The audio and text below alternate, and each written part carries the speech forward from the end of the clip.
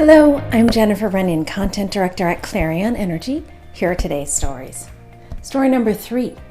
On Friday, May 1st, President Trump signed an executive order that he says will protect the nation's bulk power system from cyber attack by banning the use of any equipment that was made by any foreign country on the power grid. The order puts Secretary of Energy Dan Brouillette in charge of carrying out the order, which will result in a list of pre-qualified vendors and the identification, removal, and replacement of any equipment already in use on the grid that is now banned or poses a threat to national security. So the press release was issued by the government, and it's listed on powergrid.com, so you can check it out. We'll be collecting some industry reactions and some thoughts and post those in an article this week. Story number 2. Southern California Edison said last week that it has procured 770 megawatts of energy storage capacity to go online by the end of 2021. That's a lot of energy storage. The utility said it's needed to help shore up the grid in the wake of aging natural gas power plants and the enormous influx of wind and solar energy, which we all know is intermittent.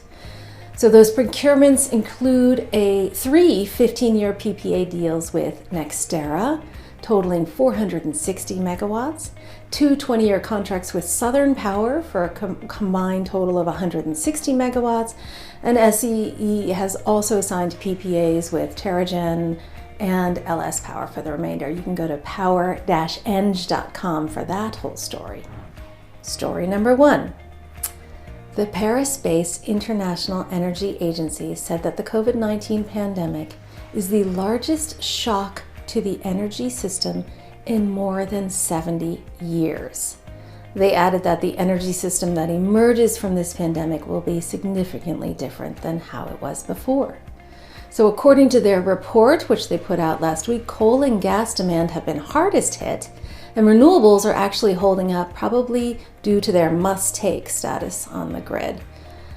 IEA says that electricity demand will fall 6% in 2020. Now that is an enormous number. That's equal to the energy demand of the entire country of India, which is the 3rd largest energy consumer in the world.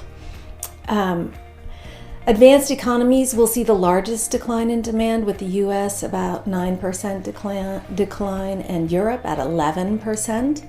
And because of all of that, the global energy-related carbon emissions will also fall an unprecedented 8% in 2020. Now, of course, this isn't really anything to cheer about because it's falling because we've got this pandemic and widespread death. However, it is a drop. There's a lot more to that story, and you can read it on hydroreview.com.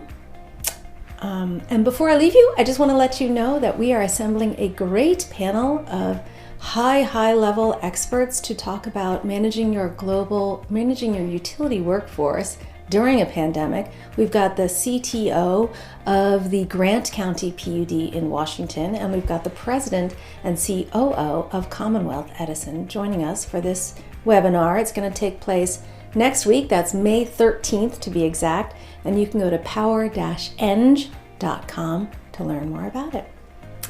I hope everyone's staying safe and healthy out there. I'm Jennifer Runyon. Thank you for watching.